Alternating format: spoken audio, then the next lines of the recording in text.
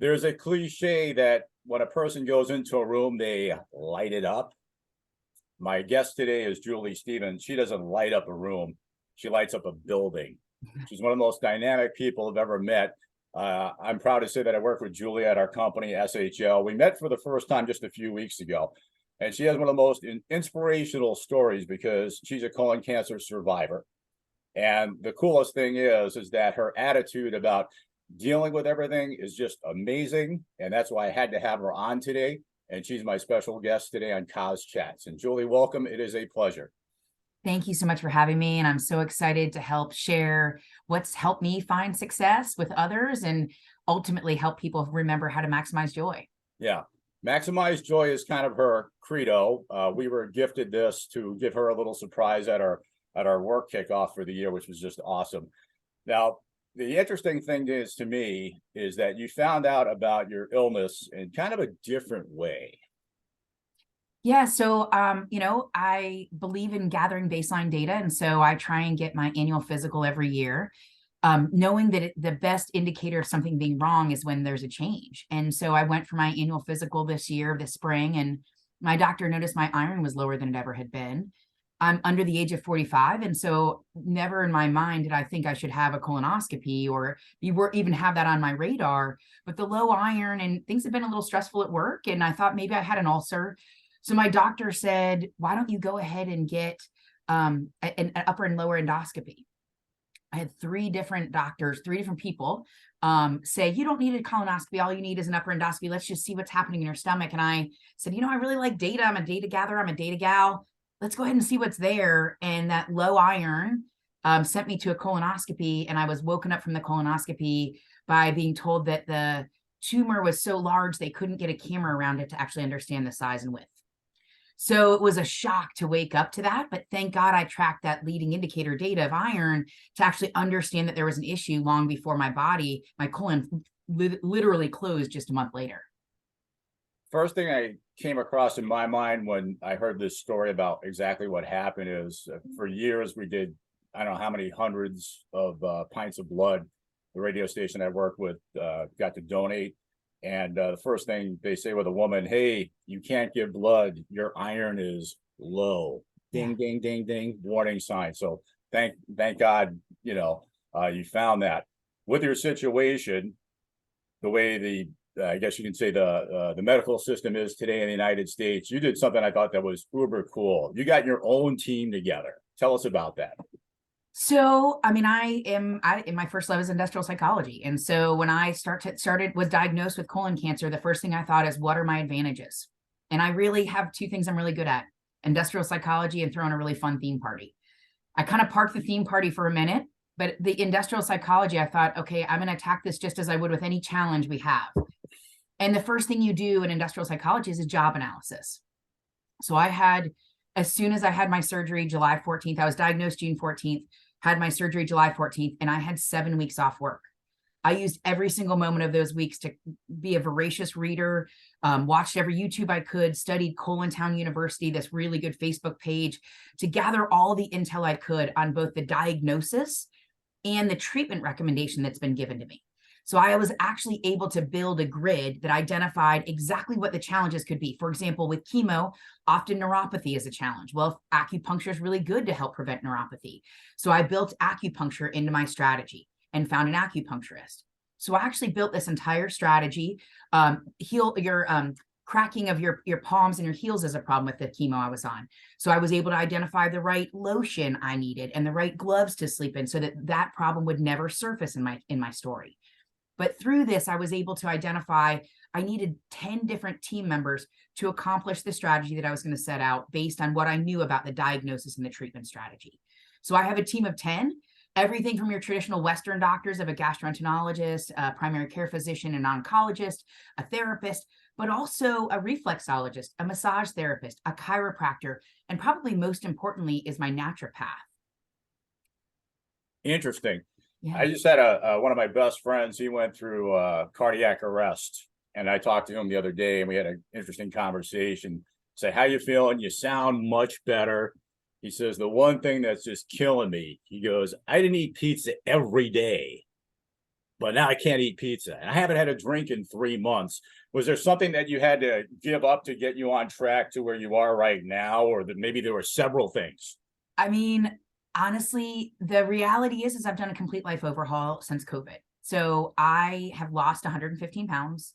I have given up gluten, soy, and sugar.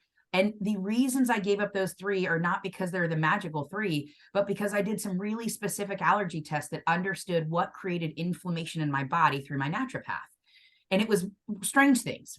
Again, those three, the major of gluten, soy, and sugar, but also green grapes and tuna.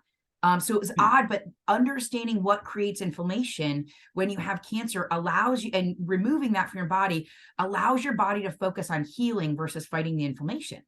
So it was extremely important in my journey to understand what's creating inflammation and challenges in my biochemistry and remove that so that my body could focus on healing. Now, you had also something I thought was fascinating too to your story. Correct me if I'm wrong. You didn't have any lineage to what you were dealing with right now, correct? None. The cancer is very, very rare in my family. In fact, it was the one thing I thought I wasn't going to have to worry about. Okay, yeah. So we're totally opposite. Yeah. My family, it's a long link, and Yes. I had made a decision a long time ago. I think when my kids were 2 and 4, that I was going to take the best care of myself for them and my wife. So it was kind of like maybe a little bit of a slap in the face to you, a little bit. Like, where's this coming from? It was absolutely shocking, honestly, in every way. And anyone who knows me, I have a pretty vibrant personality, and I'm not someone who's very shy and doesn't sit still for very long. So in the beginning, it really took my breath away to think like I could never feel as good as I feel right now again. And I'd worked really hard to feel as good as I felt in July. And then I worked really hard after surgery and gave my body all the right nutrients, took all the right supplements, exercised every day. That was one of the fun parts about my story is every doctor I went to, I was focused on stacking my deck for those of you that play poker. And so I very early, as I understood my strengths of industrial psychology and theme parties, I also understood that I had other strengths around I don't have a lot of scarcity issues. I have a job that's very willing and flexible to be with me. I have access to the best healthcare in America in Atlanta because I have there's so many doctors and so many good care providers here. So I had a lot of advantages. But every single specialist I met with, the very second question I'd ask is, what do I do to stack my deck? What is it that I can do? And so one example is I understood that movement after surgery was super important. So the day I had surgery, I walked 5 laps around the unit. The next day I walked 10 laps around the unit. And it began where every morning I would wake up and there was this magic hour between shift change and when people started to move. And I could put my AirPods on and bring my soul pole with me. And I felt like an octopus because I was so connected to the soul pole with all the different lines running out of me. But I would do my disco stroll first thing in the morning and like get out there and pretend I was on roller skates and do as many laps as I could. And that was what the last morning I was like, I have to get up. I have to do this. I have to get everything out of my body in order for them to release me. And this can't happen until I have enough movement. So I think I did 50 laps that last morning because I knew movement was so integral to my success. But that's all of this is, if someone tells you like you need to be creating the deck and stacking your deck however you can and making sure that you're taking personal accountability to doing your part to being successful in this battle as well. And exercise, diet, and rest are huge in that battle. How much sleep do you get a night? Honestly, typically after this, before this, 5 or 6 hours a night. During this process, it definitely was 8 to 9 hours.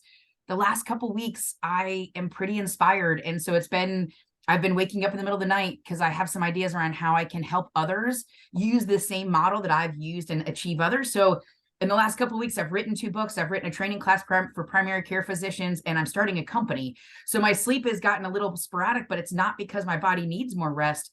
It's because my mind simply won't stop long enough to let me get 9 hours now. So I probably got 7 or 8 last night. Yeah. What a slacker. Anyway, good for you. To me, I always get inspired too, like in the middle of the night, like here's an idea. Isn't it amazing how the brain works? And like, oh, I'm gonna write this down. This will be my next blog post. As a matter of fact, I wrote a story about a woman that I met on the plane going to Atlanta to our conference. Yeah. She was going on a mission trip, and we just kind of hit it off. It felt like I was talking to a best friend that I just met. So it's just a kind of amazing that happens. For a person that might be watching this today, or know someone dealing with cancer or any other type of ailment, if you can, in a nutshell, give us a breakdown of your team of 10. What do they do maybe weekly or monthly for you? So I think really there's some people that are data gatherers and some people that are providers of health. So let me kind of break that down for you. The data gatherers are more my primary care physician and my gastroenterologist. They're designed to truly serve up information to help me decide how to build my strategy. So those folks I don't actually talk to that much. I just make sure I share the information back that I've learned from other doctors so that my whole collective of 10 has the same data set, since our electronic medical records aren't built to provide that sort of value to other doctors. So I would say my primary care physician and gastroenterologist are there. My therapist is there to make sure I'm sane and to help me do that. So that's really, I talk to her.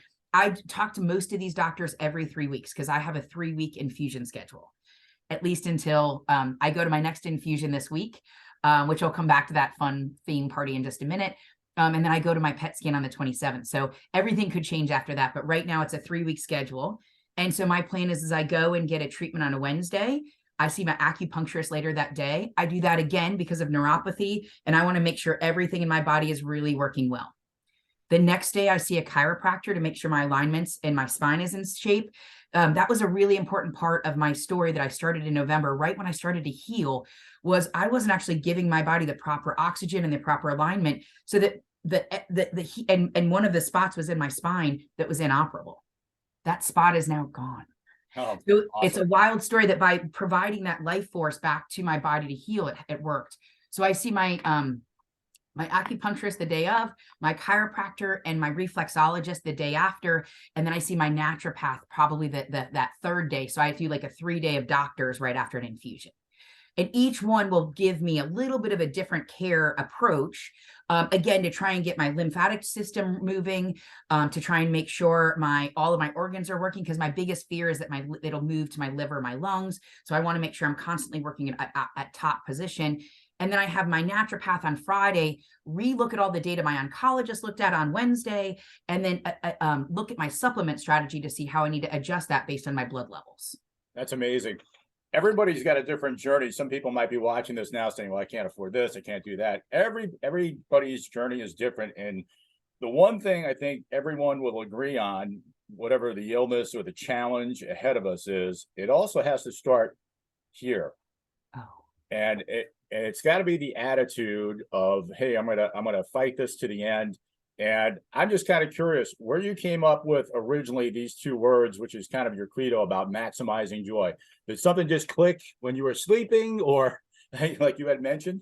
That actually came to me during COVID in 2020. And I was really searching. I was a Rolling Stone that had no moss. I mean, before that, I was constantly on the go, seeing concerts, traveling for work.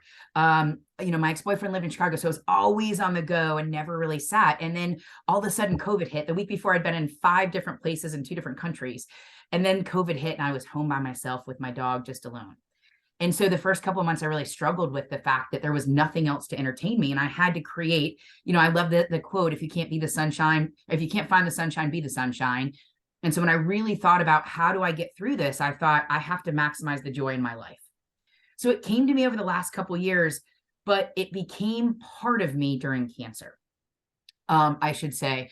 And as an example, that after surgery, they took 61 lymph nodes, 12 inches of my colon.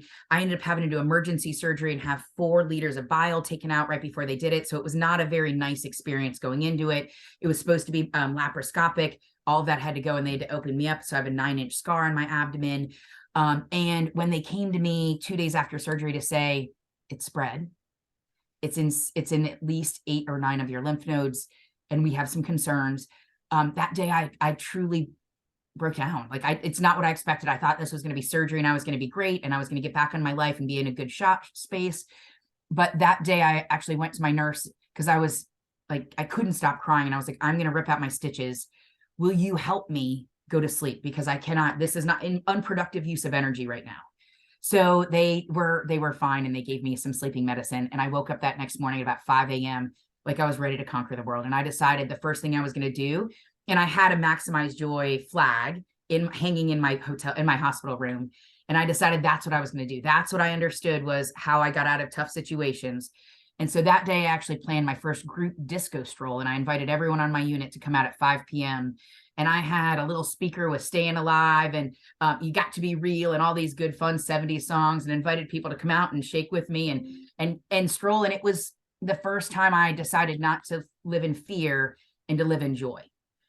And it took me a minute to refine that again, because after I got out of surgery, and I had one of the most incredible recuperations from surgery, I had no complications. Like, I did really well because I focused on that diet, exercise, and rest. But when it came time to do chemo, I was extremely scared. You could have blown and I would have knocked over because I was so afraid. And what I was most afraid of is that my body would never feel as good as it had right then. I'd put so much energy into this. So I went to the first chemo and it was traumatic at best. Like, I was trying to put a brave face on, and I brought my coloring books, and I wore my concert t-shirt of my very favorite band so I could remember what gives me my life force. And this chaplain walked up to me and she asked me how I was, and I answered, "Oh, I'm good." And she goes, "Your voice just got like 8 octaves higher than it is. You're not good. What's going on?" And I was like, "I'm scared. I'm so scared I can barely handle it. I don't like to live in fear."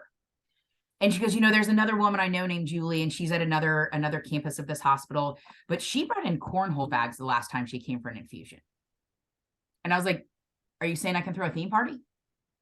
And she goes, yeah, what do you mean?" And I was like, "Well, I want to throw a luau the next time I come. Can I have a theme party?" And she goes, "Yeah, everyone would love it."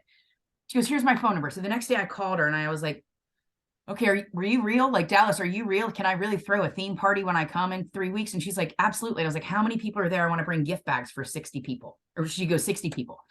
So I decided to throw a luau, and I had leis for 60 people. I had made handmade stamped bracelets that said "Ride the Wave." I gave everyone an inspirational postcard, and then a dear friend of mine made a sticker. I always have a sticker that says "Maximize Joy" in it. This is another one from my superhero party that says "Maximize Joy," but this one was the luau god of joy. And so I gave that out to everyone. And that morning I woke up and I was kind of scared, to be honest. Like, am I really going to walk into this infusion like I'm owning the place to throw a party? And that morning, the leaders at our company all dressed up in luau gear and sent me a picture of a Zoom where all of them were wearing luau gear. And it was like the catalyst I needed to be like, "I've got this. I'm going to wave my freak flag and go in there and do this." And I walked into the unit that day, and it was quiet and serene and very synchronic, but it was creepy. And I asked the first person, "So you want to get laid while you're in chemo?" And I handed him a lei, and it was like everyone started laughing, and the energy came back, and I was handing out cookies, and I thought it was just fun. But you know what? I had so much fun that all of the time waiting, I didn't mind waiting, because all of a sudden I'm partying and meeting all these people. And I thought, okay, it was a way to channel my anxiety and bring joy and use my strength and just have fun, because I was so dang scared to be there.